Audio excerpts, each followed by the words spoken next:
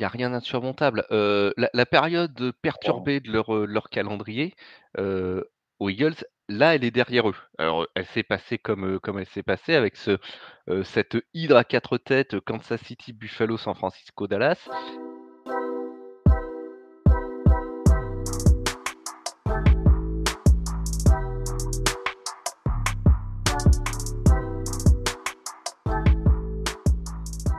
Bonjour à tous, bonjour à toutes, bienvenue dans Tailgate, le podcast 100% NFL des équipes de The Free Agent. On se retrouve après cette 14e semaine de compétition, déjà 14, il n'en reste plus beaucoup.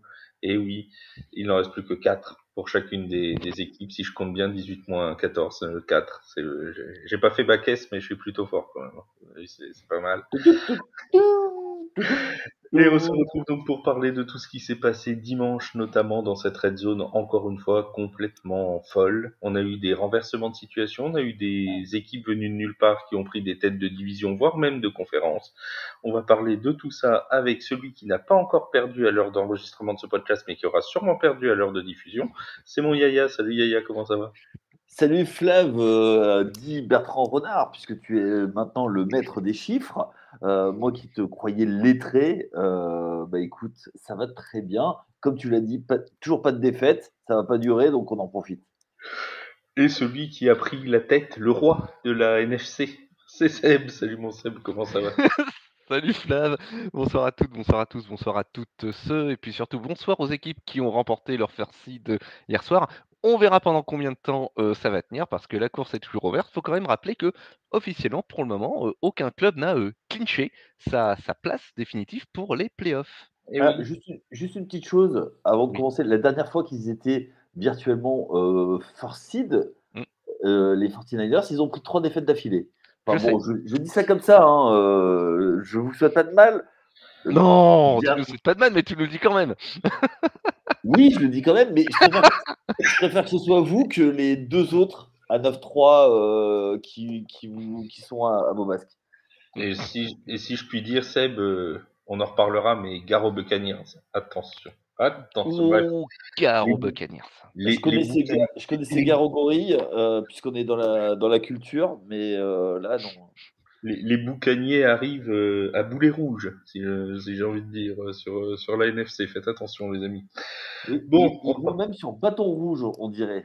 voilà, on reparlera des Buccaneers dans quelques minutes, mais on va commencer évidemment par ce qui a fait l'actualité, le gros match tant attendu, ce fameux Eagles Cowboys de Ah cette bon? nuit, de ce match, cette nuit entre dimanche et lundi, hein, puisque je rappelle que vous aurez le podcast mardi. Et donc ce Eagles Cowboys avec la victoire 33-13 des Cowboys de Dallas. On avait dit dans le podcast sur le First Seed mercredi, Seb, que les Cowboys avaient du mal à gagner contre les équipes prétendument fortes de la NFC. Cette fois, je crois qu'il y a un vrai statement qui a été mis par les Cowboys de Dallas ce dimanche soir. Exactement. Est-ce que c'est le match qui va permettre à Dallas d'être enfin considérés comme des contenders et d'être pris pour des candidats sérieux à la tête de la NFC Est, voire à la tête ou au moins aux têtes de la NFC? Ils viennent de battre les leaders de leur poule, les leaders de la NFC.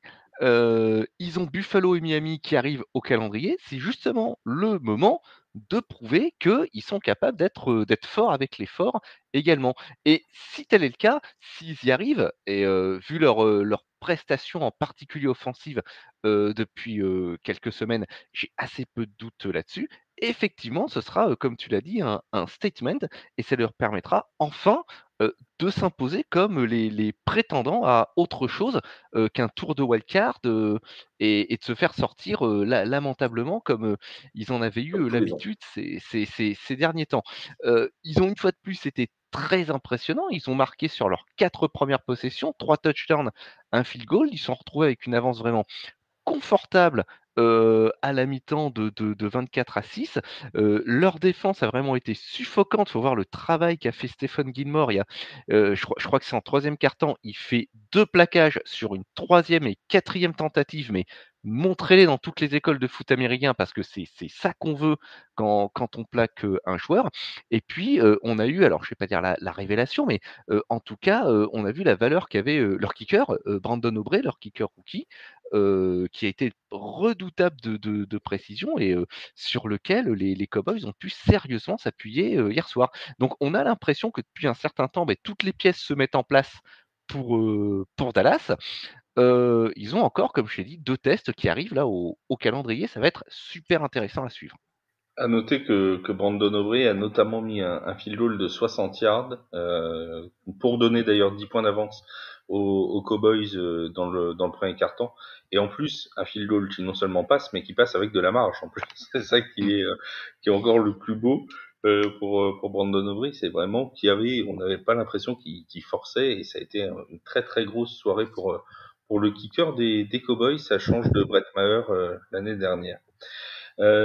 Sur ces Cowboys, Yaya, ils sont sur une série de 5 victoires consécutives, 40,5 points marqués, c'est le meilleur total sur cette série de 5 derniers matchs.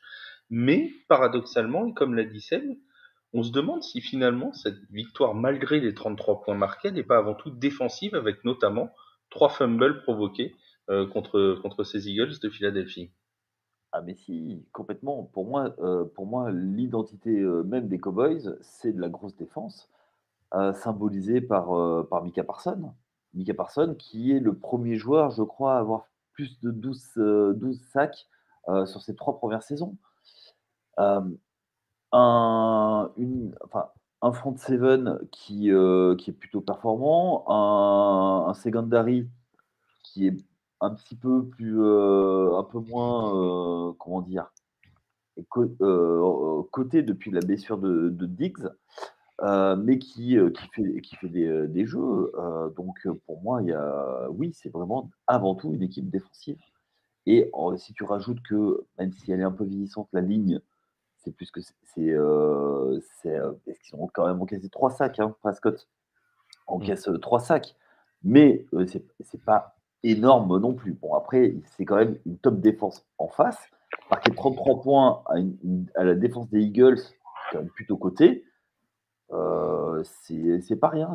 Tu parlais de statement, je suis assez d'accord avec toi. Alors, juste une petite chose, les Cowboys ont intérêt à garder la tête de leur division pour une raison très simple, c'est qu'ils sont à 7-0 à domicile et ça peut faire une sacrée différence par la suite. Effectivement, ça aura, et c'est ce qu'on disait sur le first seed, sur le podcast du first seed la dernière fois, c'est vraiment qu'il y a un gros malheur aux vaincus sur cette division NFC Est, parce que tu passes potentiellement même, ils peuvent même aller chercher le first seed de la NFC, et celui qui va être deuxième de la division NFC Est tombe au 5e rang dans l'échelle des playoffs. Donc vraiment, ça fait quand même une différence abyssale. On prend les Eagles par exemple, ils étaient first seed il y a encore 2 semaines de cela, avec les 2 grosses défaites qu'ils viennent de connaître. Là, actuellement, si on prend la playoff picture, ils sont 5e. Alors certes, ils joueraient les Buccaneers actuellement, il n'est peut-être pas la tête de série la plus terrible de la ligue, mais tout de même, et j'ai tout mon amour pour les Buccaneers de Tampa Bay et leurs fans, hein, on soit bien d'accord, mais c'est peut-être pas l'équipe que tu crains le plus au moment des playoffs, hein, sans vouloir leur porter offense. Mais n'empêche qu'il y a quand même ce côté de match qui se jouera pas à domicile, etc., qui peut peser à un moment. Oui, Yaya. Oui, mais il faut y aller quand même au Raymond James Stadium, si ça reste Faut là. aimer le bateau. Pardon? Faut aimer le bateau. Oui, oui, oui, oui. Et puis oui, tout à fait. Pour moi, c'est ça qui est important. Enfin, pour moi, est une chose qui va être importante et avoir l'avantage de recevoir, même en wildcard, même si tu es plus fort, ça permet quand même des choses. Et il y a des équipes qui ont eu cet avantage les dernières années. On va parler de Jacksonville l'année dernière. Et tu as vu ce qui remonte. C'est combien? 27 points qui remontent l'an 27 passé? points. Ouais, 27 points. Et oui, ça aurait été à San Diego, il les remontait pas. Alors c'est à Los Angeles, mais bon. Oui, Los Angeles, oui. Excuse-moi. Et on salue les fans des Houston Oilers aussi, s'ils sont parmi nous. Oui, alors, excuse-moi, mais tu vois, il y a des trucs comme ça, je ne comprends toujours pas. Pourquoi avoir relocalisé deux franchises deux franchises à Los Angeles pour que ce soit surtout des maillots adverses. Alors après, Seb, il est content. Ça fait les déplacements des Niners à Los Angeles que des maillots rouges. Bon, bah, il est content. On joue quasi à domicile, hein, à SoFi Stadium.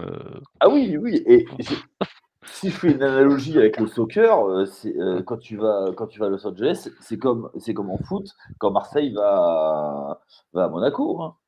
Ah, complètement, oui. Voilà. On en revient aux Cowboys si ça vous perturbe pas trop. Mais c'est bien parce que c'est toi. Il y a Dak Prescott qui a dit dans la presse que s'il avait été en forme, il aurait pu passer 50 points aux Eagles ce dimanche soir. On redonne les stats de Dak Prescott qui sont pas flamboyantes plus que ça. De 24 sur 39 à la passe, 271 yards, 2 touchdowns, aucune interception. C'est un bon match, un rating de 99. C'est un bon match, mais on a l'impression que c'était plus du contrôle, si j'ose dire, qu'il n'était pas dans un soir exceptionnel pour lui. Et c'est peut-être ça qui est le plus impressionnant, parce que je me demande, Seb, si finalement ces Cowboys, ils en ont pas encore sous le pied. Si tel est le cas, alors il y a peut-être aussi un petit peu de morgue de la part de Dak Prescott dans cette déclaration. Effectivement, sa ligne de stats, elle est très correcte sans être flamboyante. Oui, sans doute qu'ils en ont encore, sous le pied, sans doute que, est-ce que les circonstances du match ont également fait que, les Cowboys se sont dit qu'il était inutile de lâcher tous les chevaux ce soir, si ce qu'ils faisaient suffisait pour passer? C'est très possible aussi, parce qu'une fois de plus, la saison n'est pas terminée et 4 matchs, ça peut être long, hein, à subir. Donc effectivement, il y a aussi probablement une idée de gestion, de l'effort, de gestion de la part des Cowboys et qui est intelligente. Parce que là, je le rappelle, ils vont à Buffalo, ils vont à Miami dans les 2 semaines qui viennent. Ensuite, ils reçoivent Détroit. Alors Détroit, on en parlera, un petit peu plus loin. Ils terminent «tranquillement» entre guillemets aux Commanders. Mais là, il y a un doublé, voire un triplé, qui s'en vient, qui est moyennement sympathique. Ils terminent la saison, fort quand même les Cowboys. Donc espérons espérons pour eux qu'ils ont gardé, des ressources sous le pied. Un petit mot, et on peut pas l'éviter, sur les Eagles de Philadelphie, puisque forcément, on avait alors un calendrier, on le rappelle, qui est extrêmement compliqué pour les Eagles. Ils ont dû affronter les Cowboys, les Chiefs, les Bills, les 49ers et les Cowboys, tout ça en 5 semaines. Donc forcément, c'est un calendrier qui était très difficile. Ils s'en sont bien sortis contre les Cowboys à l'aller, contre les Chiefs. Ça a été poussif, mais ils ont gagné contre les Bills. Et là, on a l'impression un peu que c'est le bout de souffle, c'est patatras, 42-19 contre les Niners, 33-13 contre les Cowboys. C'est 2 défaites, certes, mais c'est 2 lourdes défaites contre peut-être les concurrents principaux en NFC. Yaya, est-ce que tu es un peu inquiet pour ces Eagles ou est-ce que c'est juste une mauvaise passe? Je suis un peu mitigé. Depuis le début de la saison, on disait, on a répété ici que leur victoire était des fois en trompe-l'œil et ils sont peut-être heurtés au mur de la réalité. Après ça, je pense que c'est une équipe effectivement qui est dans le top 6 de la ligue, voire au-delà, dans le top 5 de la ligue. Extrêmement bien coaché. Ce qui va être en leur faveur, effectivement, c'est Seb l'a très bien annoncé. C'est le calendrier de Dallas qui n'a plus droit au faux pas s'ils veulent garder la division. Alors même pas parce que même si Dallas ne fait pas de faux pas et que les Eagles gagnent tous, si je dis pas de bêtises, ce sera quand même les Eagles en tête. Pour l'instant, les Cowboys sont en tête parce qu'ils ont un meilleur pourcentage de victoire parce qu'ils ont joué un match de division de plus. Ils ont 4-1 en division contre 3-1 pour les Eagles. Mais si les Eagles gagnent tout et notamment les 2 matchs contre les Giants, d'après ce que j'ai cru comprendre, ils seraient devant les Cowboys. Donc en fait, ils ont encore leur destin en main, les Eagles sur la division. Oui, mais faut que. Enfin, on parle de division, hein, pas de la NFC en général, où là, les 49ers ont eux leur destin en main. Mais pour moi, je pense que Dallas sont. Le meilleur ami de Philadelphie, c'est le calendrier quand même de Dallas. clairement, Philadelphie, je ne les vois plus faire de faux pas. Ils vont se remettre d'aplomb. Après, qu'est-ce qui va se passer? C'est pour la partie après. Et en plus, Dallas, il y a une partie de l'équipe qui est vieillissante, qui doit gagner. C'est must win. Enfin, dimanche, pendant le live, je parlais de meurtrière pour la fenêtre de tir de Buffalo. Eux, c'est pareil, ils commencent à se réduire, et notamment parce que Jalen Hurts va être payé, donc il va falloir faire des coupes, faire des choix, il va falloir que le management soit intelligent. Donc on sait que ça va très vite en NFL, donc quand tu as une opportunité de gagner, c'est maintenant. Là, aujourd'hui, je les vois à mettre un coup de collier quand même, terminer deuxième dans le pire des cas de la NFC, et gagner quand même la division. On rappelle le calendrier des Eagles de Philadelphie. Ce sera un déplacement à Seattle la semaine prochaine avant une réception de New York, des Giants. Puis une réception des Cardinals et déplacement pour terminer chez les Giants de New York. Donc 2 fois les Giants, une fois les Cards, une fois les Seahawks. Seb, on part sur un 4-0 pour la fin de saison des Eagles. Il y a rien d'insurmontable. La période perturbée de leur calendrier, aux Eagles, là, elle est derrière eux. Alors, elle s'est passée comme elle s'est passée avec cette hydre à 4 têtes, Kansas City, Buffalo, San Francisco, Dallas. Ils font un 2-2, ce qui honnêtement est pas si pire, quand on y réfléchit, parce qu'il faut bien en ce moment, un des points d'inquiétude de Philadelphie, c'est quand même sa défense. Faut quand même pas oublier que cette défense, elle est décimée. Rien que pour le match, de la nuit dernière, en défense, sur le, dans l'Injury Report, il y avait Fletcher Cox, il y avait Zach Cunningham, il y avait Darius Slay, il y avait, il manque quand même du monde. Cette défense, je le redis, elle a été exposée contre les 49ers. Et puis, il y a eu sur ce match aussi quelque chose d'un petit peu inquiétant, ça a été la faillite du jeu au sol. DeAndre Swift avec 39 yards, Jalen Hurts, deuxième meilleur coureur avec 30 yards, et Kenneth Gainwell derrière avec 28. Bon, c'est pas. Vous me permettrez de dire que c'est pas fifou. Hein, voilà, comme ça fait 106 yards au total, exactement, c'est quand même pas fifou comme performance. Alors que le jeu au sol de Philadelphie, jusqu'ici, il tournait pas mal. C'était la 8e attaque au sol de la ligue. Donc, des points d'inquiétude. Là, 4 matchs qui arrivent qui semblent largement à leur portée. S'il y a un faux pas sur les 4 derniers matchs, là, par contre, il faudra passer en mode panique. Hein. Juste une petite chose, Jalen Hurts envoie via les airs 197 yards, dont 94 à AJ Brown. Donc ça veut dire déficit de cible. Là, sur le match, sur ce match, je crois que c'est 4 receveurs différents. Attends, je vais te dire ça tout de suite. De mémoire, je crois que c'est ça. Oui, c'est 4. ouais. C'est 4 receveurs. 4 receveurs différents. En face, ils sont à 6. Soit 50% de plus. Et c'est pas moi le spécialiste des chiffres, hein, tu vois. Finalement. C'est vrai, Bertrand. Ce podcast vous est présenté par le théorème de Pythagore. Et les calculettes Casio. Voilà. Et on est obligé de citer d'autres marques, Texas Instruments et tous les autres. Et les calculettes qui font bip bip. Voilà. C'est pas beau de se moquer des calculettes, et notamment de notre ami Arthur, que l'on salue. Voilà, on salue Arthur. On passe en parlant de gens qui réussissent pas, on passe aux Lions de Détroit, les Lions qui ont connu un dimanche compliqué, dirons-nous, contre les Bears de Chicago, une défaite 28-13. Alors, c'était déjà pas flamboyant il y a quelques semaines, hein, dans leur match contre ces mêmes Bears. Ils s'en étaient sortis vraiment par le bout du bout à domicile. Il y avait eu ensuite ce duel contre les Packers de Green Bay, perdu à Thanksgiving. Puis le match contre les Saints où ils avaient été très bons au début avant de voir les Saints revenir et ils s'en étaient finalement sortis.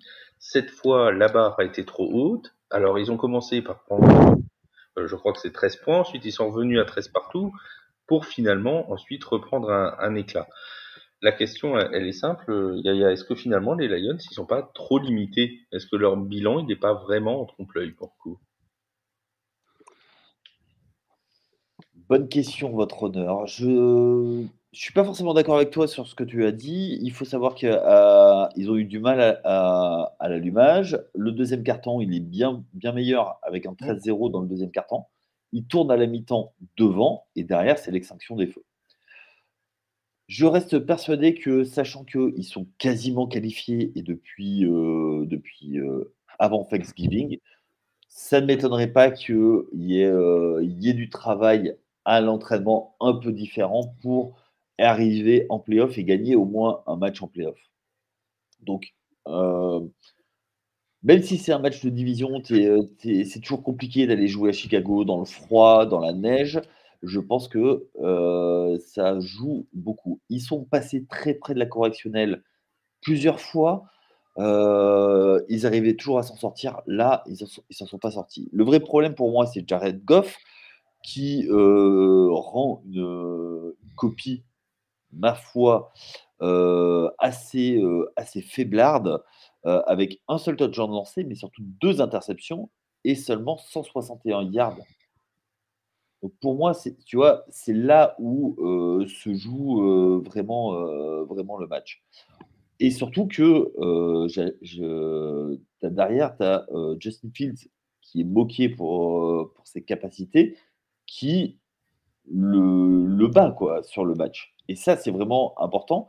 Et pourtant, en fait, on a envie de dire, à Chicago, il y a de la vie. Et, et pour moi, c'est ça qui est quand même assez bizarre. Et j'ai l'impression que les vieux démons aussi des Lions, c'est-à-dire des passoires en défense, ça revient petit à petit. Et je ne vais pas dire que c'est flatteur leur bilan, mais ils ont su gagner les matchs quand il fallait. Et il va falloir qu'ils se remettent à gagner les matchs, même méchamment, mais il va falloir les gagner. Et quand tu vois que le meilleur receveur est à 44 yards, tu te dis qu'il y a eu un vrai problème sur le match. On a des Bears aussi qui ont été plutôt efficaces en défense. On sait que depuis quelques semaines, la défense des Bears commence à monter un petit peu en puissance. La semaine prochaine, les Lions reçoivent les Broncos de Denver, qui sont pas. Alors, les Broncos de Denver, c'est toujours pareil. Quand vous voyez les stats sur l'année, vous dites ouais, la défense est pas folle. Forcément, il y avait le match à Miami, hein, qu'il faut aussi. Voilà, il y a les Denver Broncos d'avant Miami et ceux d'après Miami. Mais ces derniers temps, les Broncos, c'est quand même pas si mal que ça défensivement. Est-ce que ils peuvent encore une fois chuter à domicile la semaine prochaine, Seb? Détroit, j'ai beaucoup de mal à les «lire», hein, entre guillemets, ces derniers temps. Il faut déjà s'entendre, sur ce qu'on attend, des Lions. Alors on va revenir sur le fait qu'il est indéniable qu'en début de saison, il y avait une hype, Lions, mais je pense pas que, qui que ce soit ait jamais imaginé que, Détroit était un contender et un prétendant au titre. Là, leur souci, c'est qu'on arrive au moment où tout devrait être en place et alors de 2 choses une, soit, comme l'a dit Yaya tout à l'heure, heu, Détroit tente autre chose à l'approche des playoffs, essaie de rouler, de diversifier sa façon de jouer, ce qui est tout à fait possible. Ma foi, pourquoi pas? Soit ils sont en train de payer les efforts, de la saison et c'est un petit peu plus inquiétant. Est-ce qu'ils peuvent encore chuter à domicile, contre Denver? Denver qui est, tu me passeras l'expression en ce moment, en pleine bourre, qui est classé, 9e et qui va essayer, de prendre toutes les victoires qu'ils peuvent. Je pense que les Broncos vont arriver, le mort aux dents, jeu de mots à Détroit et qu'ils n'hésiteront pas à leur faire la guerre parce qu'eux, ils ont, contrairement aux Lions qui, qui ont assuré leur place, en playoff, Denver, eux, il faut encore qu'ils la gagnent et il y a toujours, Houston devant. Donc je serais Détroit, je serais pas très serein à l'approche de ce match. Tout à fait. Oui. Tu voulais ajouter un truc, Yaya? Non, Non, je disais tout à fait, et je pense que ces deux équipes, même s'il y a des victoires du côté de Détroit, ça respire pas la sérénité. Et le problème de cette franchise, c'est que la panique arrive très vite parce que c'est une équipe qui a la loose après elle, quoi. Et c'est et c'est une équipe qui a un calendrier qui finalement est pas si simple jusqu'à la fin de la saison parce que on a donc les Broncos la semaine prochaine, les Vikings 2 fois et les Cowboys à Dallas. Sachant que en match de division ces derniers temps c'est pas exceptionnel, ils s'en sortent un peu miraculeusement contre les Bears au match entre guillemets aller et ils perdent ce dimanche et contre les Packers ils ont laissé un match aussi à Thanksgiving. Donc les deux matchs contre les Vikings, qui joueront potentiellement leur place aussi en playoff, ça peut être un peu piège aussi. Donc ils ont 4 matchs qui sont pas infranchissables et qui sont quand même voilà, ils peuvent être pièges. Ça va jouer contre les Vikings. Ah oui. Ça veut dire que même en prenant un seul match aux Vikings, ils assurent quasiment la tête de la division, parce qu'aujourd'hui, les Vikings sont pas si loin que ça. Avec leur victoire hier. Resplendissante. Oui, tout à Étincelante fait. offensivement. Oui, tout à fait. Du coup, malgré tout, ils sont encore dans le coup, Minnesota. Donc Alors, du coup, il va. oui, vas-y, pardon, Finn. Non, il va falloir les éteindre et commencer en gagnant des matchs. Même si face aux Broncos, s'ils laissent passer le match, ils auront toujours l'avantage, mais derrière, il va falloir gagner. Donc,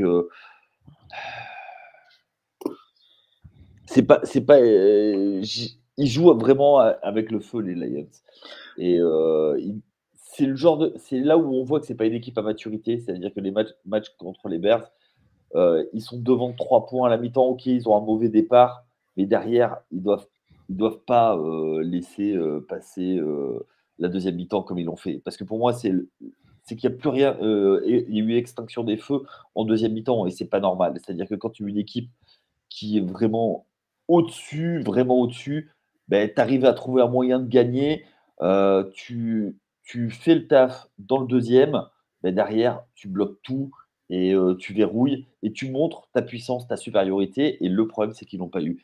Moi, je voulais juste dire que Gibbs monte en puissance et le duo de running back, avec Montgomery, Gibbs et Montgomery, c'est vraiment une très très belle trouvaille du côté des Lions et je trouve qu'ils sont particulièrement efficaces. Ils ont réussi à faire l'exploit de gagner tous les deux 66 yards au sol hier. Ils ont fait exactement. Alors, je crois que David Montgomery a un porté de plus ou Jahmyr Gibbs. Je sais plus, je l'ai C'est vu. l'inverse. Montgomery a 10 portées, Jahmyr Gibbs en a 11. Voilà, c'est ça. Mais comme quoi la marque a été très bien répartie entre les deux. Hein. Voilà, c'est parfait de ce point de vue-là. Et on parlait des Vikings en ironisant sur leur succès de ce dimanche face aux Raiders.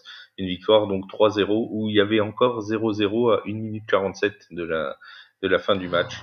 C'est quand même c'était brillant.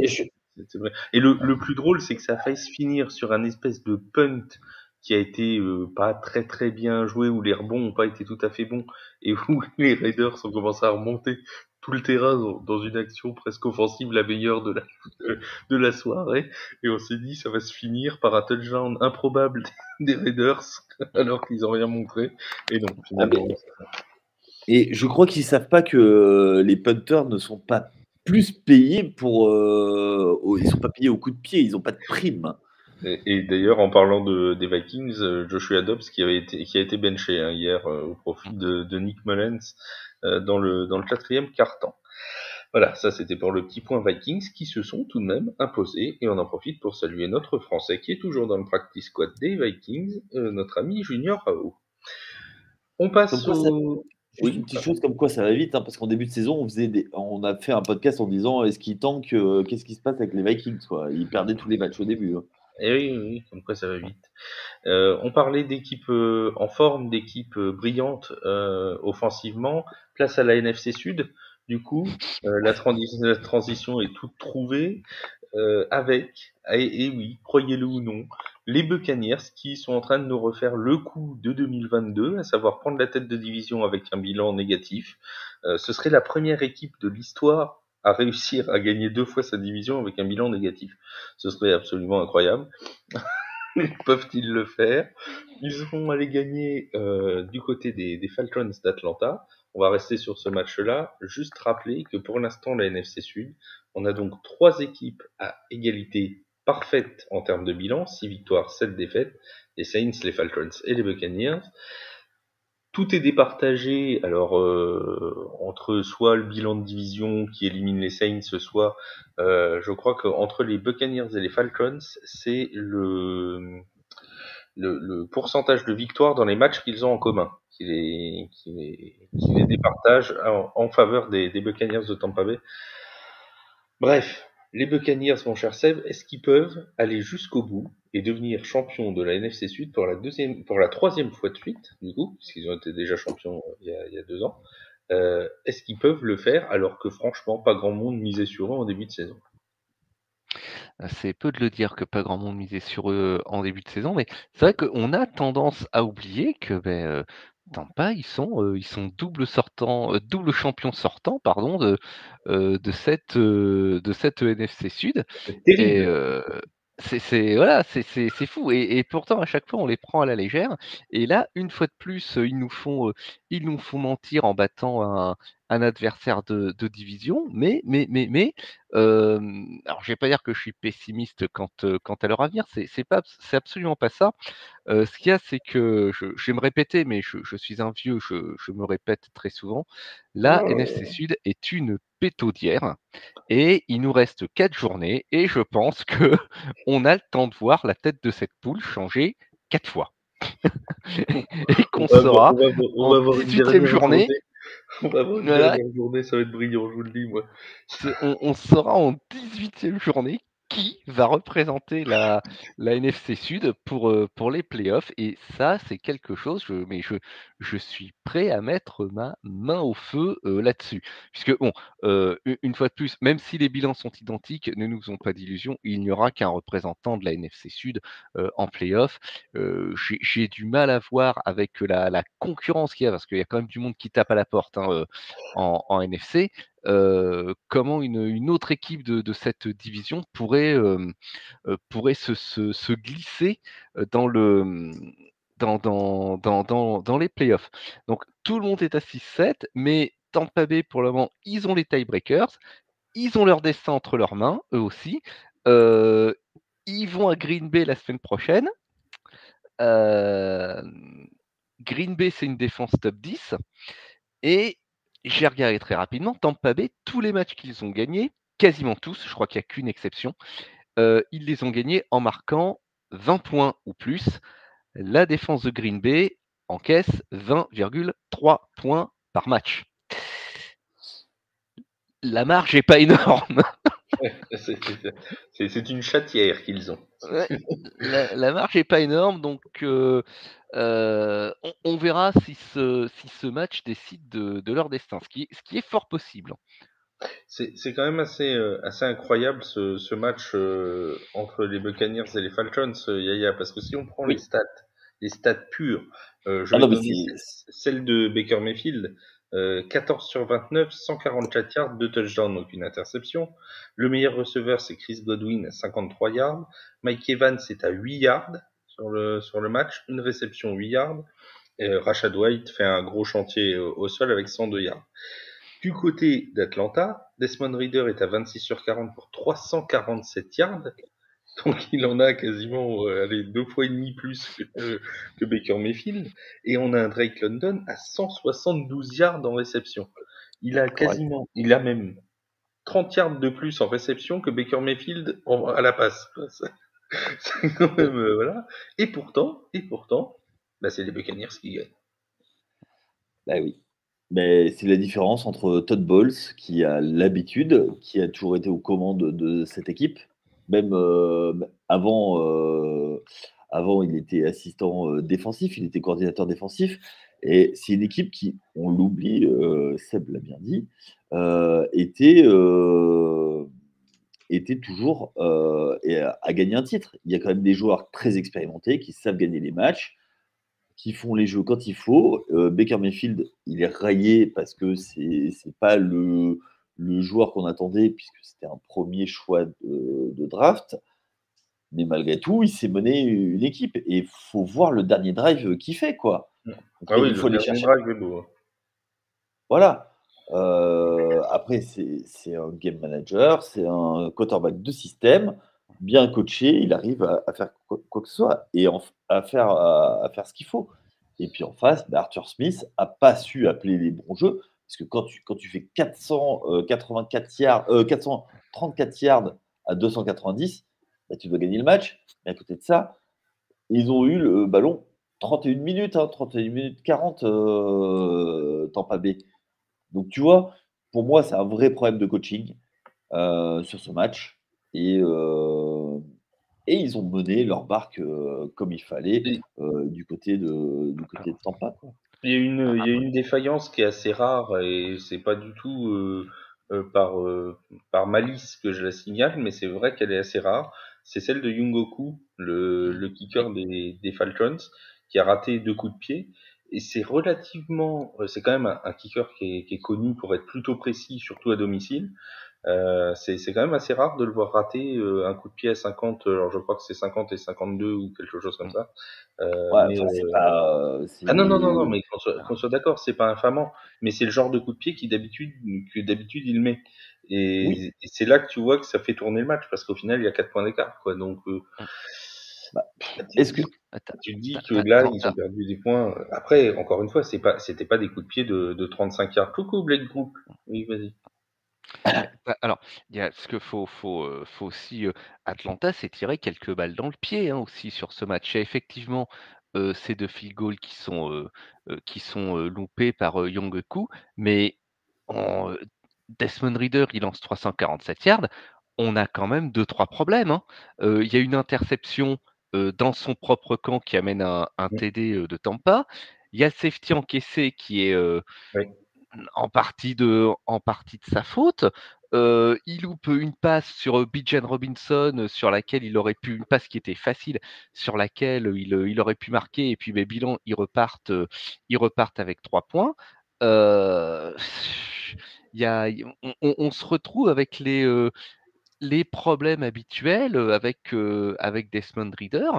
En début de saison, la question se posait, est-ce que c'est lui le franchise quarterback ou pas, puisqu'il avait eu la saison dernière, voilà, il y avait, enfin, il y avait rien de révolutionnaire, mais il y avait rien de révoltant non plus.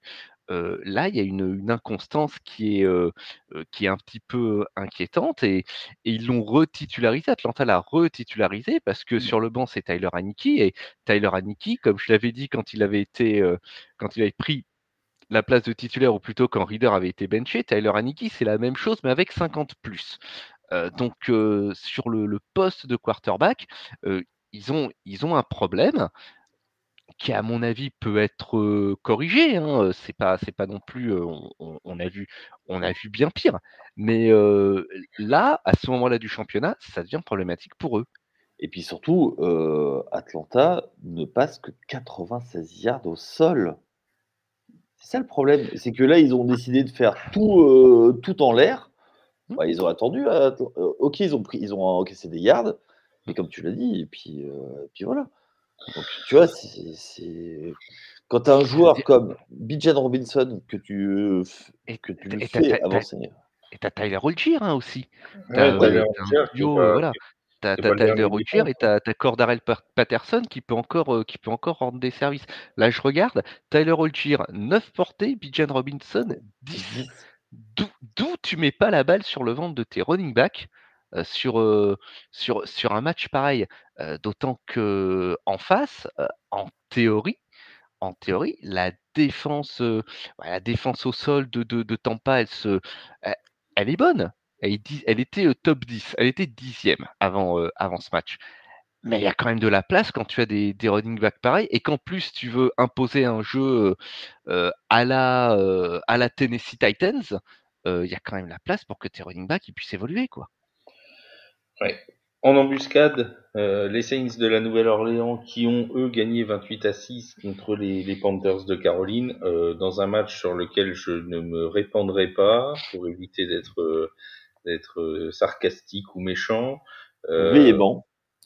Véhément. Non mais bon, je veux dire, offensivement, là pour le coup on est sur du trompe-l'œil parce que sur les 28 points, tu prends les stats du match. T'as 119 yards à la passe pour Derek Carr, bon qui visiblement joue avec des côtes fracturées depuis je sais pas combien de temps, d'après ce qu'il a dit lui-même. Voilà. Alors bon, dans ce cas-là, laisse peut-être ta place si t'as mal. On a Alvin Kamara qui certes met un touchdown, mais qui a 56 yards à la course et à moins 11 en réception. Et il a manqué un être qui manque, quand il est pas là, ça se voit tout de suite, c'est Taysom Hill. Et quand tu vois qu'il n'y a pas Taysom Hill chez les Saints, bah mine de rien, le cahier de jeu, ben il est famélique, hein. C'est assez dramatique, et c'est peut-être lui le facteur X de cette fin de saison de la Nouvelle-Orléans. Alors défensivement, ça a été très propre. C'était Carolina en face. Mais défensivement, c'est resté très propre. 99 yards, je crois, concédés dans les airs, Mm. quelque chose comme C'est ça. ça. Si je dis pas de bêtises. Ouais, c'est ça. Bon, 99 yards par Bryce Young. 6 points concédés, même quand ils ont été en red zone, ils ont réussi à tenir la baraque pour pas concéder de touchdown du match. Bon, il y a des points positifs. Mais clairement, offensivement, on est encore loin, loin, loin, loin, loin du compte. Les Saints qui ont leur destin entre leurs mains, puisqu'ils vont jouer à la fois les Buccaneers et les Falcons d'ici la fin de saison. Donc s'ils gagnent les 4 matchs, logiquement, si mes calculs sont bons, ils devraient être champions de NFC Sud, si je dis pas de bêtises, puisqu'ils auront battu et les Buccaneers et les Falcons. Bien, les amis, juste avant de refermer la page NFC, on a une question sur les 49ers qui sont donc en tête de la NFC. On n'en a même pas parlé, on peut pas parler de tout le monde, je suis désolé. Et une question qui revient souvent, mais je vais te la poser pour la 3e fois de l'année, mon cher Seb. C'est Arnaud qui nous la pose. La question est simple, Purdy MVP. On rappelle qu'il en est à son 7e match consécutif avec au moins 70% de complétion, et c'est pas un mince exploit, hein. Moi, j'ai rien contre l'idée. C'est Dak Prescott qui est repassé favori du MVP chez les bookmakers. Ouais, Dak Prescott a quand même de très très sérieux, arguments. Je pense que les 49ers préféreraient largement remporter le Super Bowl plutôt qu'avoir un de leurs joueurs MVP. Mais ce serait tout de même une sacrée surprise pour un joueur qui était encore inconnu il y a 1 an et demi. Ce serait quand même oufissime même de se dire que le gars est sorti de nulle part la saison dernière et qui finit MVP la saison suivante. Oui, mon Yaya. Pour moi, c'est symptomatique de se poser la question, symptomatique d'une chose, c'est que cette année, il n'y a personne qui surdomine et où tu te dis c'est évident. Il y a Mm. tous les ans, il y a un joueur, tu te dis c'est sûr, c'est lui, c'est lui qui pose sa patte. Et cette année, que ce soit les équipes, que ce soit les joueurs, il n'y a personne qui surdomine. Et j'ai l'impression que dans, il y a une homogénéisation des performances cette année. Voilà. Et que malgré tout, même si effectivement les MVP c'est des quarterbacks, on n'est pas à l'abri que ce soit un autre poste qui soit élu MVP. Suivez-moi du regard du côté très au sud, une franchise où Ace Ventura a officié. Je croyais que tu reparlais des Saints. Je comprenais pas. Je me disais, où veux-tu en venir? Qui veux-tu mettre MVP? Alors, c'est possible parce qu'avec du vaudou, tout est possible. Et on sait que dans la Louisiane, vous aimez bien le vaudou et le jambalaya. Mais non, non, moi je vois bien. Enfin, bizarrement, je verrais bien Une année exceptionnelle sans quarterback, ni Offensive Player of the Year, ni MVP. Bien. On passe à l'AFC maintenant avec ce duel tant attendu lui aussi entre les Chiefs et les Bills. C'est les duels qui ô combien aura fait couler de l'encre pendant toute cette journée de lundi. Et on aura vu des angles de vue. Oh, on va reparler forcément du hors-jeu de Kadarius Toney, c'est obligatoire. On a vu, je crois, 56 angles de vue différents. Je ne sais même pas combien il y avait de caméras sur cette ligne. C'est incroyable. Tout le monde y va de son petit trait tracé à la règle. C'est fantastique. Brittany Mahomes a même trollé l'arbitre. Ah, c'est Britannissimé alors. Voilà. Qu'est-ce que ça va donner? On va quand même revenir sur cette rencontre avec des Bills de Buffalo qui sont donc allés gagner chez les Chiefs 20-17. Des Bills qui repassent avec un bilan positif de 7 victoires, 6 défaites dans une AFC où il y a énormément de monde à 7 victoires et 6 défaites. C'est vraiment extrêmement serré. Yaya, est-ce que ça te surprend cette victoire des Bills et est-ce que finalement ils sont pas revenus complètement en course pour la qualification? J'ai peur qu'ils partent d'un peu loin pour la qualification. Euh,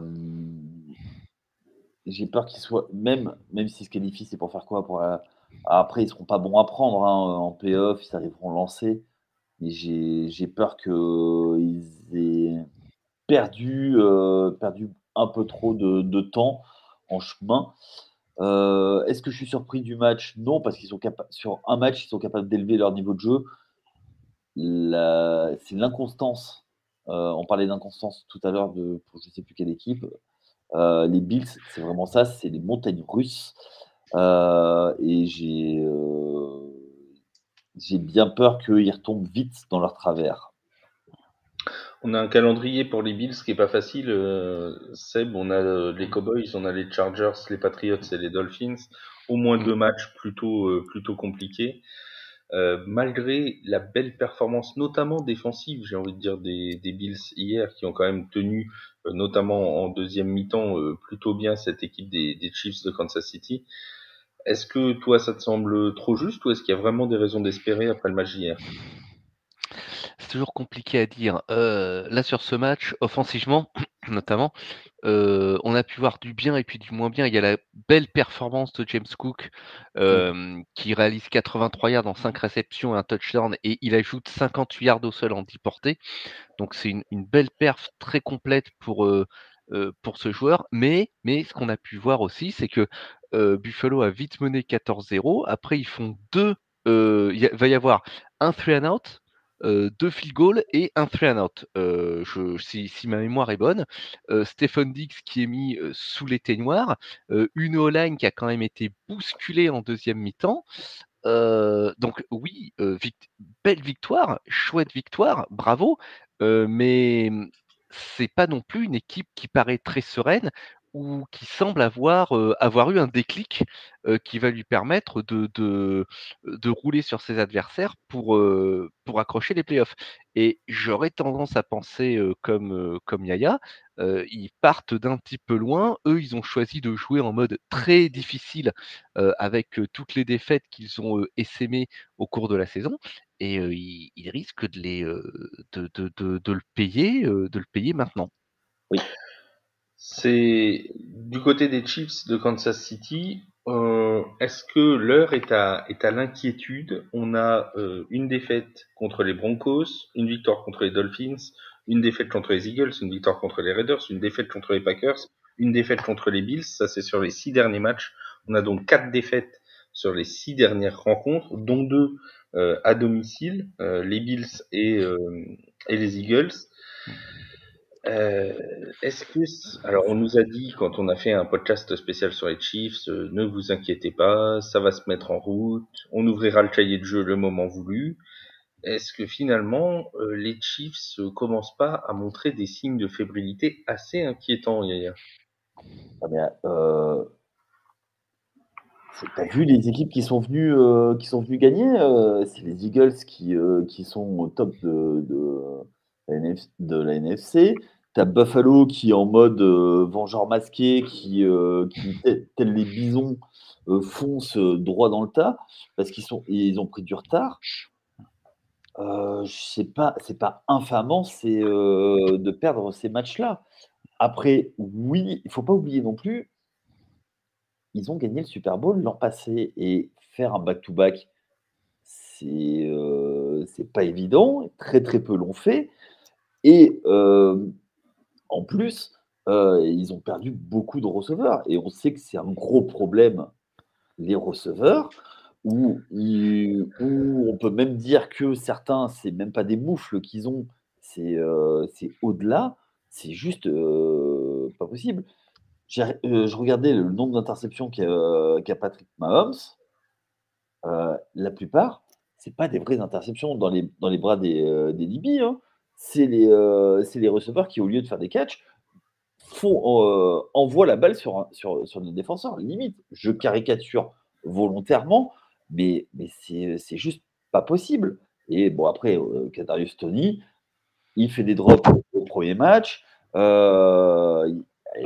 ça arrive. Là, il fait un hors-jeu. Bon, ben, on connaît l'Astico. On sait que c'est un cas très particulier à gérer. Mais l'année dernière, il fait gagner le Super Bowl. Il marque au Super Bowl. Donc, c'est compliqué. Mais après, ben, voilà. Est-ce qu'il faut s'inquiéter? Oui et non, mais il y a aussi une chose, c'est que les Chiefs arrivent pas en bout de cycle, mais il va falloir régénérer un peu l'effectif. Et ils ont régénéré la ligne beaucoup plus vite qu'on ne le pensait. Bah, aujourd'hui, ça se paye sur les receveurs. Seb? Alors, je vais amener un petit peu de raison pure et simple dans le discours qu'il y a autour La des voix de Chiefs. la raison. La voix de la raison. La voix de la raison, du moins la voix, les chiffres, messieurs, les chiffres ne mentent jamais. Je suis allé faire un petit tour chez nos amis de ESPN. Ils ont un truc qui est rigolo, c'est le ESPN Football Power Index. Waouh, ça dit comme ça claque. Le Euh, FPI, comme le on dit chez nous. FPI, voilà. Alors, d'après le FPI, euh, les chances pour les Chiefs de remporter le top seed de l'AFC sont passées de 22% à 10%. Bon. Et là, avec cette défaite, les chances de remporter leur division sont passées de 95% à 92%. Si on s'en tient à ça, ok, l'impression visuelle, elle est ce qu'elle est, et elle est un petit peu moche, hein, surtout sur ce match, je te l'accorde, Yaya. Est-ce que pour autant, faut appuyer sur le bouton panique? Pas sûr. Je dirais même en tant que champion en titre, il devrait pouvoir être en mesure de laisser passer l'orage. Parce que l'orage, il n'est pas arrivé depuis 2-3 matchs, hein. Ça fait quand même depuis le début de la saison qu'on dit Ah que ouais. c'est un petit peu agité, que l'impression visuelle n'est pas très bonne, que la défense, là, depuis quelques temps, bah, ça allait, et puis de quelques temps, ça va plus si bien que ça. Euh, je pense faut qu'il serre un petit peu les dents et ça va pas trop mal se passer. Attends, juste une petite Oui, chose, mais Flav, excuse-moi. vas-y. Sur le match, Buffalo drive 35 minutes, plus de 35 minutes. Hein. Donc, voilà, la défense, au bout d'un moment, elle fatigue. Et on a vu Chris Jones se prendre la tête avec Spaniolo, je crois, hein. C'est Spaniolo. Spagnuolo, ouais. Justement, j'en arrive à à cette attitude-là. Merci pour la transition, mon cher Yaya. C'est un On a vu, métier. on a vu Chris Jones effectivement en pleine prise de tête.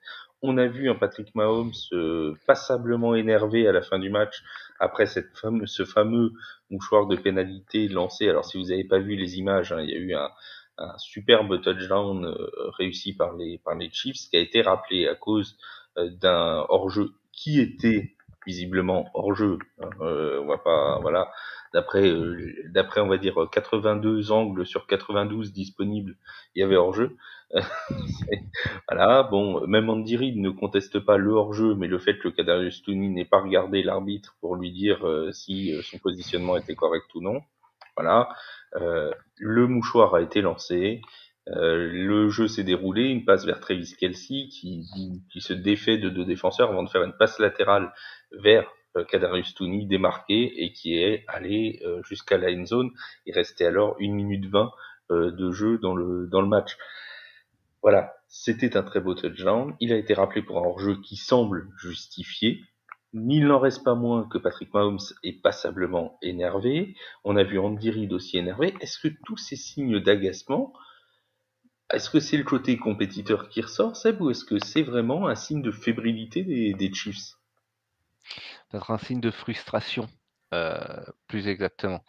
Très certainement un signe de frustration parce que une fois de plus, c'est, alors j'allais utiliser le mot contre-performance, mais quand même difficile de dire qu'une équipe à 8-5 contre-performe. Mais Oui, contre les c'est Bills en plus. contre les Bills. C'est, ces anicroches-là, ça tient, une fois de plus, ça tient à des points de détail. Ouais, c'est une balle échappée, c'est un hors-jeu, c'est, des choses comme ça. C'est ce qu'on appelle en langage technique des petites conneries. Sauf qu'elles s'accumulent et qu'au bout du compte, il y a une défaite contre une équipe qui est en train de se battre pour, remonter dans la course aux playoffs. Parce qu'on se rappelle de ce drop de Marquez Valdez-Scantling il y a 3 semaines de ça, qui a privé les Chiefs d'une victoire. Là, ce hors-jeu pour quelques centimètres, parce que bon, il n'est pas hors-jeu de 8,50 m non plus, hein, il est hors-jeu de 5 pointures de pied, quoi. Est-ce que, bah finalement, tu vois, tu te dis qu'avec ces 2 victoires-là en plus, ils sont à 10-3, quoi. Et c'est plus du tout la même soupe, c'est plus la même limonade. Donc c'est vraiment une question, mais on le sait, hein, la NFL et le football américain, c'est un jeu de centimètres, c'est un jeu de, voilà, c'est comme ça. Parfois ça tourne pour toi, parfois ça tourne contre toi. Ça peut être un poteau sur un field goal, ça peut être plein de choses. Les Bears en savent quelque chose, des poteaux sur les field goals pendant les matchs de playoff. Voilà, ça peut arriver. Et malheureusement, bah, on a l'impression que ça tourne un peu moins en faveur des Chiefs cette année. Ouais, après, c'est pas non plus dramatique. Hein, C'est pour ça que j'ai dit un peu moins, j'ai pas dit. Je pense qu'en fait, ils nous ont un peu trop habitués au caviar et voilà. Tu verras qu'en playoff, ils seront pas bons à prendre. Voilà. Et je pense que le titre de l'an passé est un peu en trompe-l'œil. C'était une équipe qui était en régénération après leur premier Super Bowl, enfin de l'ère moderne, hein, je parle, enfin des dernières années. Et je pense que c'est juste un effectif qui doit s'ajuster. Après, quand tu arrives à regretter Juju Smith-Schuster, alors j'adore ce joueur, mais c'est pas un receveur numéro un. Donc tu te dis, bah, effectivement, bah, en draftant un receveur numéro un, en renforçant un peu certains postes, c'est pas dramatique et ils vont continuer leur domination. Voilà, il n'y a pas. Quelques petites questions qui nous ont été posées sur Instagram avec une première d'Alban que je soupçonne fortement être notre Alban de l'an dernier qui était en stage avec nous. Donc si c'est le cas, on te salue Alban. Et si c'est pas le cas, on te salue quand même. Oui, mais on n'oublie pas que c'est un Béarnais, hein, donc attention. Voilà, tout à fait. Qui nous dit, est-ce que les Chiefs sont toujours favoris numéro 1 en AFC? C'était le cas avant le début de saison. Est-ce qu'aujourd'hui, vous les mettez encore favoris? Alors je pense que c'est pour aller jusqu'au bout champion AFC après les playoffs, hein, parce qu'en first seed, tu l'as dit Seb, ça c'est considérablement compliqué ce dimanche. Juste Oui, une petite chose, Seb, avant que tu répondes. Si c'est notre Alban de l'an passé, il est fan des Seahawks. voilà, il est Je fan des reprends la Seahawks, parenthèse. sache-le. Vas-y.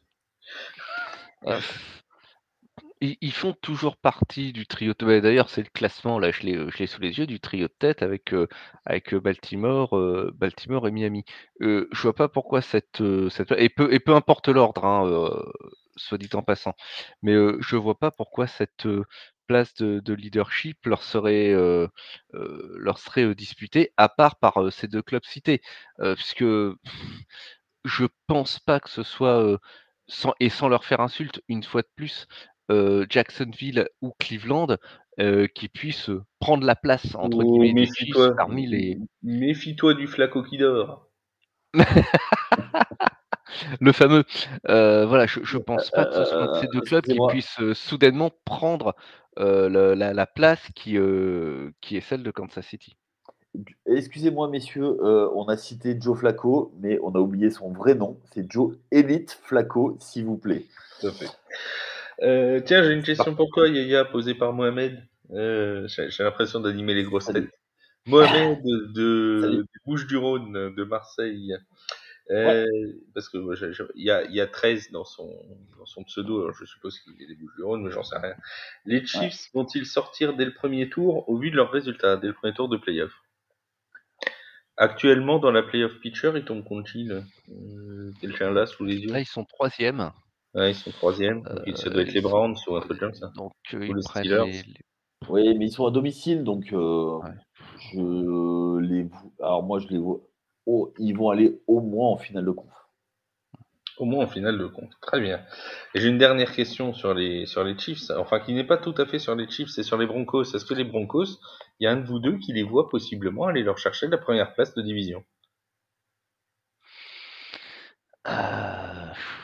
C'est Ah, ce serait quand même la remontada du ça siècle. serait la remontada du siècle, voilà. Ça serait la remontada du siècle. Alors que en même temps, je meuble pour essayer de Alors, je trouver vais te le les dire, calendriers. ils vont à Détroit, ils reçoivent New England, ils reçoivent les Chargers et ils vont à Las Vegas. Il y a rien d'insurmontable pour eux, là-dedans, hein, très honnêtement. Ouais, Heu, après, ce qui est surtout embêtant, c'est le calendrier des Chiefs de leur côté, mmh, parce qu'il faudrait au moins que les Chiefs perdent 2 fois pour que les Broncos puissent repasser C'est devant. ça. ouais. Et ils jouent les Patriots, les Raiders, les Bengals et les Chargers. Je les vois mal, En je les perdre vois deux mal chuter là-dedans. contre un ouais. Pour en perdre 2 là-dedans, il faudrait quand même qu'ils fassent très, très fort. Donc non, je ne vois pas et une fois de plus, je f sans faire insulte aux Broncos, moi je ne vois pas Denver, piquer la 1re place de division à Kansas City. En revanche, c'est vrai qu'au regard de leur début de saison, Denver à cette position-là, dans la poule, il y a pas grand monde qui l'aurait vu venir, hein. Ah bah après le match contre les Dolphins, il n'y a pas grand monde qui aurait mis une pièce, non? C'est certain, c'est clair. Yaya, toi non plus, tu vois pas les Broncos aller prendre la première place? Mais le problème, c'est qu'il faut gagner 2 matchs de plus que les Ils n'ont plus le Chiefs. droit à l'erreur, hein, les Broncos. Mmh. Oui, oui, oui. Après, moi, déjà qu'ils aillent en playoff, c'est déjà une belle performance. Ah bah oui, Et surtout au début je, de saison. après, je trouve que le job qui est fait du côté de Denver est plutôt classe, propre. Donc, ouais, non, Ça non, moi, ça me m'étonne. plaît bien. Oui, Et voilà. On passe aux Ravens en parlant de la tête de l'AFC. Parlons un petit peu oui, de ces Ravens de Baltimore qui ont été chercher une victoire contre les Rams quelque peu capillotractée. Et Dieu sait si l'on s'y connaît en capillo et en tractage dans la team pas de cheveux.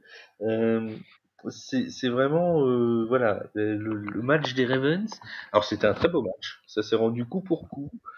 Et ça finit, mon cher Yaya, sur une prolongation qui se ça termine envoie. elle-même par un retour de punt absolument incroyable, un petit peu comme les Jets j'ai perdu, contre les Bills lors du premier match de saison Oui, régulière. Ça s'était fini aussi sur un retour de punt. Avec un Lamar Jackson à 24 sur 43, 316 yards, 3 touchdowns, une interception, dont une très belle passe pour un touchdown d'Odell Beckham Jr. ouais. Bref, mon cher Yaya, Oui. les Ravens, eh ben, mine de rien, pour l'instant, avant le match des Dolphins, c'est la seule équipe à 10 victoires dans la l'AFC. Ouais, totalement. J'ai envie de te dire qu'ils passent par le petit trou de la lorgnette. C'est un match qu'ils auraient dû gagner beaucoup plus tôt. Bon, après, en face, c'est accrocheur, c'est très bien coaché. Ils font ce qu'ils font. On en parlait dans le chat interne. Lamar Jackson a été frappé plusieurs fois par Aaron Donald et Aaron Donald a fait beaucoup de dégâts. Ils sont reculés beaucoup dans sa poche. pardon, malgré tout, c'est une sacrée performance du côté des Ravens et qui, avec ça, malgré tout, arrivent à bien avancer, à faire leur bonhomme de chemin. 10 victoires, 3 défaites, écoute, tout roule. Moi, la petite chose à noter, c'est, Odell Beckham Junior qui refait un match à 97 yards, un touchdown, voilà, ça fait toujours plaisir. Ce joueur magnifique, caractériel mais magnifique et voilà. Après, moi, ce que je trouve, un petit peu, dommage, du côté des Ravens, c'est que le meilleur coureur, c'est Lamar Jackson avec 70 yards et en général, quand Lamar Jackson est le meilleur coureur, c'est pas forcément bon signe.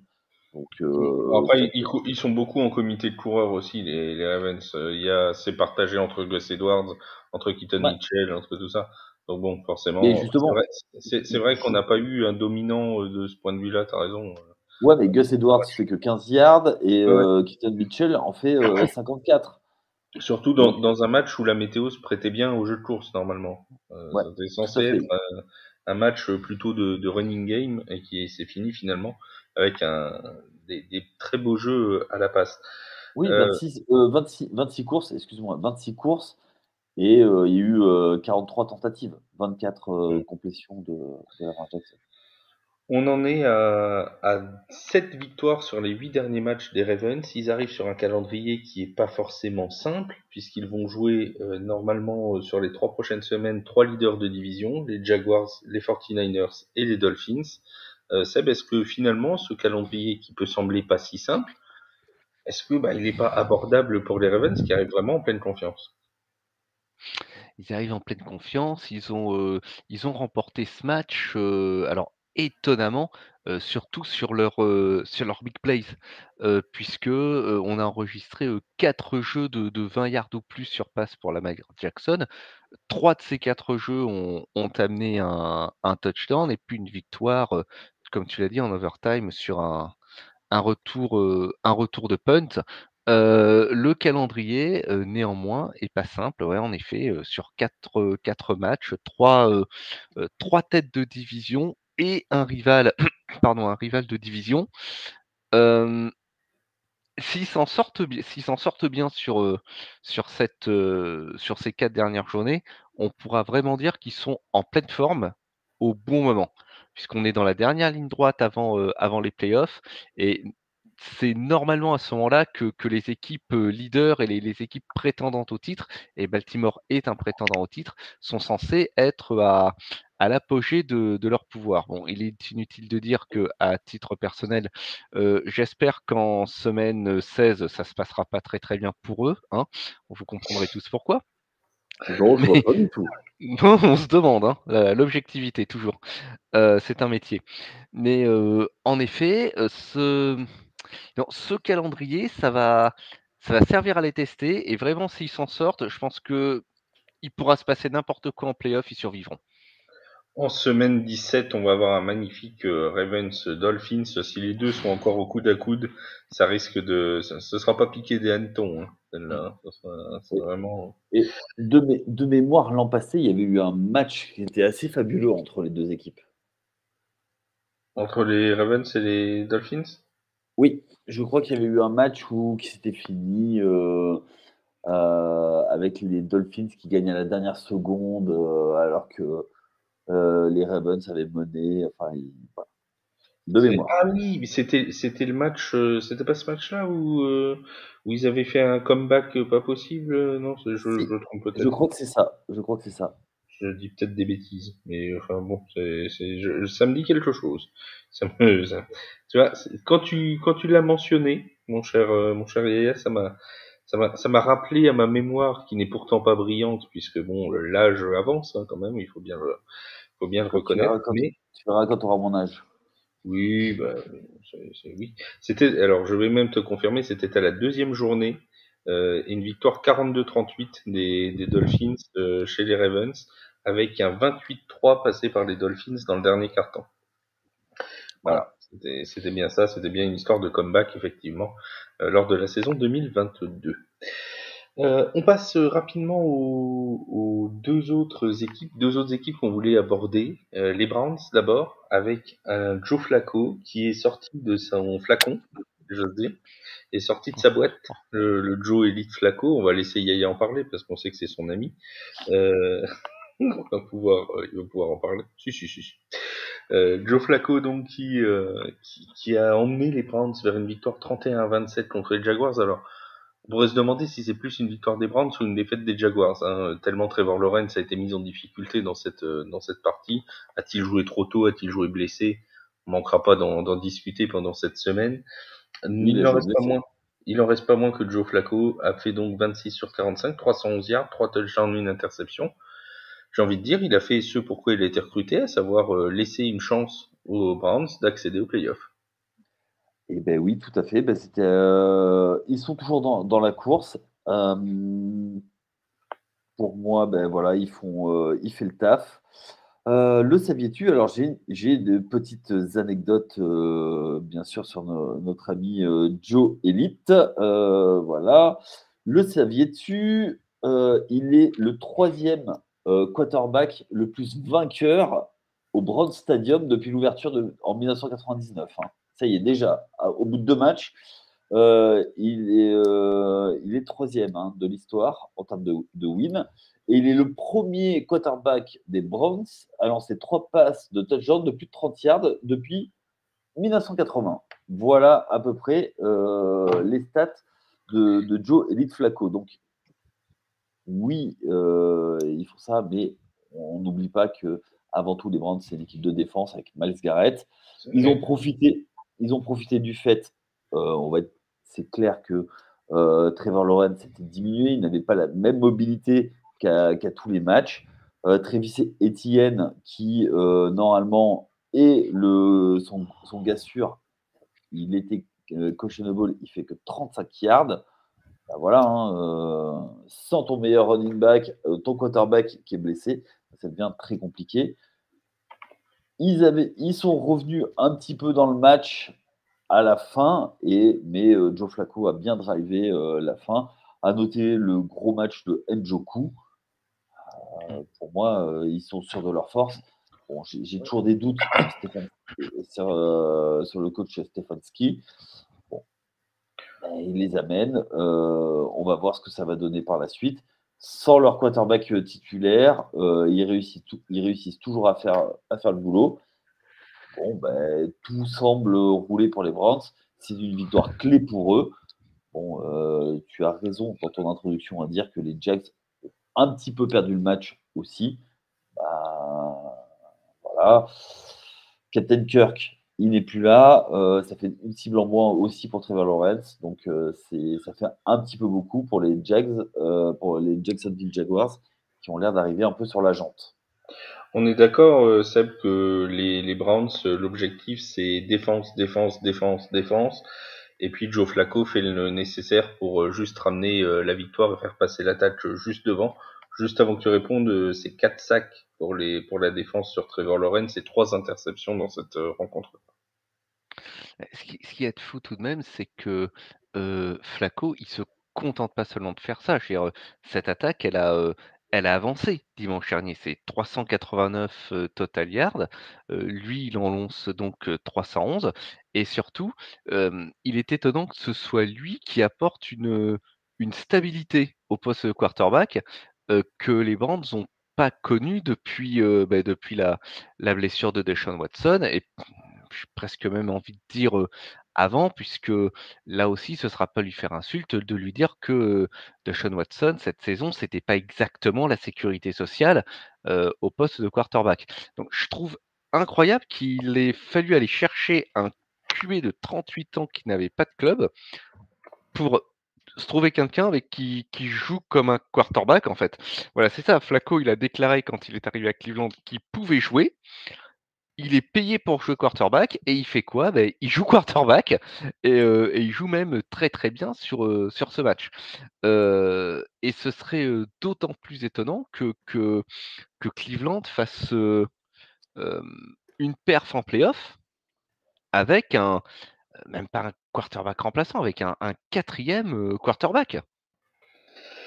Ouais, ce serait assez fou. En parlant de quarterback remplaçants qui réussissent plutôt bien, passons du côté des Bengals de Cincinnati avec Jake Browning qui non seulement a été gagné son Monday Night Football du côté de Jacksonville et qui a remis ça contre une équipe d'AFC Sud.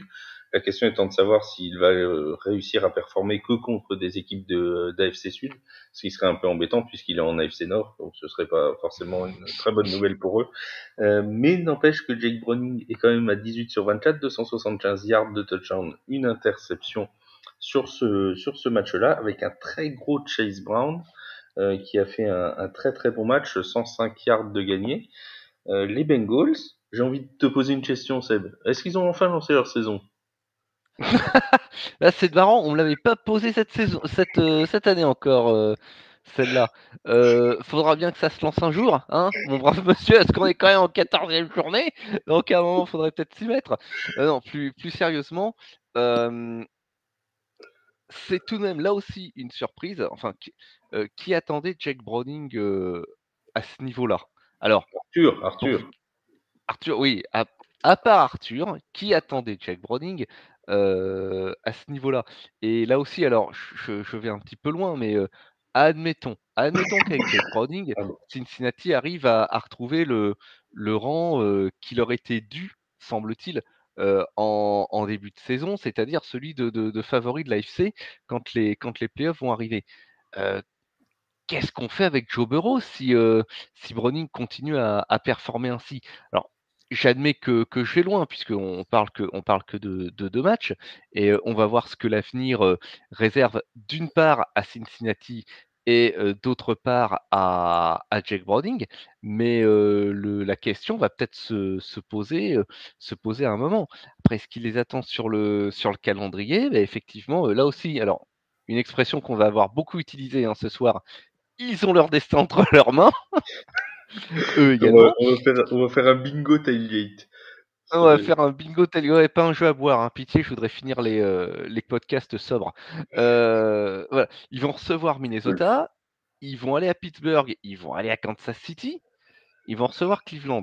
Le fin de saison, pas super simple. Ouais, mais les deux prochains matchs, ça peut quand même décider de leur possible destinée, parce que t'as quand même Minnesota qui gagne, mais on l'a vu cette semaine encore, c'est pas en pleine bourre offensivement, et les Steelers, c'est en difficulté, on sait même pas si Kenny Pickett sera revenu, etc., Ah etc. non, non, non, il est out pour la Oui, saison pardon, 15. oui. Il y Non, a mais un non, mais excellent article sur TFA. oui, oui, c'est moi qui l'ai écrit, merci, mais c'est la semaine 16 qui joue contre les Bengals, hein. Donc Ah oui. oui, voilà, donc c'est bien ce que je dis. On ne sait pas s'il sera revenu. Donc voilà. Il n'en reste pas moins que s'il gagne ces deux matchs-là, il se retrouve à 9-6. Bah, c'est ouvert, hein. C'est vrai, ah oui, ils ont un créneau, hein. Ils ont C'est... ils ont un Non, créneau. non, Yaya, t'as pas l'air d'y croire, toi, Bengals en playoff. Non, je n'y crois Tu vas te pas. faire taper Après, par Arthur. même pas peur. Tu sais, moi, les sandwichs Avec tes bras SNCF, liés dans une cuisse de cigogne. euh, non, mais j'arrive pas à y croire. Après, Jack Browning, j'ai rien contre lui, mais c'est un. Tu vois, je vais faire une analogie. C'est un peu une Tommy DeVito. Donc, ouais, je pense le problème, c'est qu'il va tomber sur les équipes de la NFC. Bon, je pense que ça risque d'être compliqué pour lui, vraiment très compliqué pour lui. Et quand TJ Watt va venir lui chatouiller les côtes, ben, Ou autre chose. oui, Il chatouillera bien ce qu'il veut. c'est ça. J'aime bien. Après, moi, je suis très mesuré sur les Bengals depuis leur 0-3. Ils courent après, ils ont toujours la ligne, c'est toujours pas fabuleux. Les Colts, ils avaient clairement, enfin, deuxième mi-temps, ils ont réussi à éteindre les Colts. Ils ont plus de playmakers. Joe Nixon a été très bon. Voilà. J'ai une question générale sur l'AFC pour refermer ce podcast de Mathias, qui est un fidèle auditeur et qu'on salue. D'ailleurs, j'en profite tant qu'on salue les fidèles auditeurs pour saluer John Ravens. J'ai oublié de le faire pendant qu'on parlait de Baltimore. Mathias, donc, qui nous dit, avec Joe Burrow blessé, des Chiefs qui ne sont pas dingues cette saison, qui seront pour vous, outre les Ravens, les principaux acteurs des playoffs côté AFC? Les Browns, les Jets, les Bills? D'ailleurs, les Jets, tu les vois toi en playoff? Non. Avec Benny? Hein? Avec qui? Benny and the Jets. Ah oui, c'est vrai. Oui, oula. Euh, non, malheureusement, c'est pareil. Les Jets, ils ont eu un trou d'air. Alors, ils ont gagné cette semaine. Ils ont mis 30-6. Houston est arrivé bien trop diminué. En plus, ils ont perdu CJ Stroud pendant le match. Bon, bah voilà. C'était un match qu'il fallait prendre. Euh, je n'y crois pas du tout dans les Jets. Du tout. Donc, tu ne crois pas aux Jets. Seb, Non. toi, quelqu'un que tu vois un peu, tiens, par exemple, venir de ces équipes à 7-6, là, venir un peu bousculer l'ordre établi. Si là en ce moment, si je devais mettre un billet sur quelqu'un, ce serait sans doute Denver. Denver, s'ils arrivent à s'immiscer dans la course aux playoffs, ils vont peut-être pas être très sympas à prendre lors du tour de wildcard. Ouais, ouais. Alors, Totalement. ils joueront sûrement pas chez eux, mais c'est vrai que, Mm. parce que bon, d'aller te taper un match à Denver, mais c'est pareil, hein, pour le first seed. C'est quand même incroyable parce que quand tu te dis que bon, alors on sait pas ce qu'a fait Miami au moment de l'enregistrement du podcast, mais s'ils ont gagné, t'as deux équipes, Baltimore et Miami, qui sont à 10-3. Pour le first seed, c'est quand même deux conditions météo complètement différentes pour aller jouer, quoi. Et je reviens dessus, je l'ai dit plusieurs fois, Miami, jouer dans le froid, c'est beaucoup plus compliqué pour eux que pour d'autres. Oui, mais peut-être que Vaut pour mieux. Baltimore, jouer dans le show, c'est beaucoup plus compliqué aussi. Non, non, non, non, non, c'est beaucoup plus simple. Et je vous renvoie vers l'excellent article de notre boss Charles sur la spécificité du Hard Rock Stadium Oui, qui impose une dizaine de degrés de plus aux visiteurs à chaque match. et surtout qui est fait pour que le soleil tombe dans les yeux du banc adverse. Voilà, et ne tape que d'un côté du terrain. Et comme les Ouais. Dolphins se jouent sans arrêt en blanc à domicile, ils imposent donc une couleur sombre à l'équipe adverse qui a un banc au soleil avec une couleur sombre sur le dos, ce qui fait une différence d'environ 12 à 14 degrés ressentis sur le terrain. Voilà. C'est ce qui peut avoir son importance. Bref, je vous laisse aller lire l'article complet sur le site de TFA ou sur l'application si vous ne l'avez pas encore téléchargé. Yaya, avant de refermer Oui. ce pod, une petite action, un résultat qui t'a plu, dont on n'a pas parlé, un petit truc. Bah, petite action qui m'a plu, bah, on en a parlé, mais moi, elle m'a vraiment plu, c'est le walk-off punt return. Je me suis levé de mon canapé, tel un Mais Dieu seul sait homme. si à son âge, il se lève plus souvent. Mais je vous le dis. Ouais, voilà. Et après, ben, il y a la course de CMC. Premier jeu du match, San Francisco qui recevait Seattle. Seattle et qui va quasiment dans la end zone, qui se fait arrêter à 1 yard. Voilà. Mais qui n'a même pas le ballon derrière pour aller conclure, c'est terrible. Non, il était en train de reprendre son souffle. Et voilà. Et c'est terrible. Et Seb, c'était toi? le premier à saluer son Oui, tout coach. à fait. Mais il a l'air plutôt bon esprit, ce CMC, quand même. Ouais. Soit dit au passage. Oui, mais c'est les fans des 49ers le problème, c'est pas les joueurs. Vas-y, mon Seb. Les fans des 49ers. Défends-toi. Défends ton beefsteak. C'est le moment. Alors, moi, messieurs, c'est pas un jeu, c'est pas une action, c'est bien autre chose. Je pense que il faut qu'on parle. Il est Ah, temps de se rendre à l'évidence.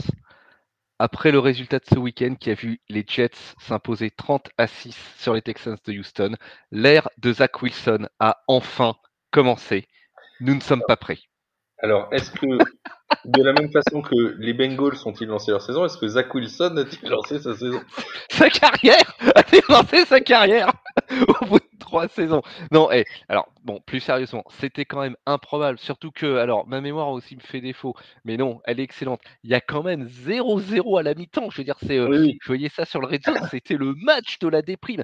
Alors par contre, en revanche, avec une défense des Jets élite, un truc mais impitoyable et tu te dis: «Mais avec une défense pareille, c'est dommage qu'il y ait quand même pas une attaque qui fasse le minimum syndical parce qu'il y aurait moyen de rouler sur, sur toute l'AFC ou presque». Bon, finalement ça se décante. Je pensais pas que ça se décanterait dans ces proportions-là parce que 30 points à MetLife Stadium avec les Jets qui jouent et ben, ceux qui y étaient pourront dire, «J'y étais». C'est à peu près ça. C'est à peu près ça. Les amis, merci beaucoup pour cette heure et demie passée en votre compagnie. Merci Yaya, merci Seb. N'hésitez pas si vous êtes sur Spotify, sur Apple Podcast, sur ce que vous voulez, sur Deezer, de noter le podcast, ça nous fait toujours plaisir, ou de laisser un petit commentaire sur les réseaux sociaux. Téléchargez évidemment l'appli TFA si ce n'est pas encore fait. On se retrouve jeudi pour un podcast de milieu de semaine, comme toutes les semaines, avec Seb, sans doute avec Arthur aussi, s'il s'est remis de la performance de Jake Browning. Et oui, et voilà, c'est comme ça. D'ici là, on se dit à très bientôt. Portez-vous bien. Salut, salut, à très vite sur les antennes de TF1. Ciao, bye. Ciao.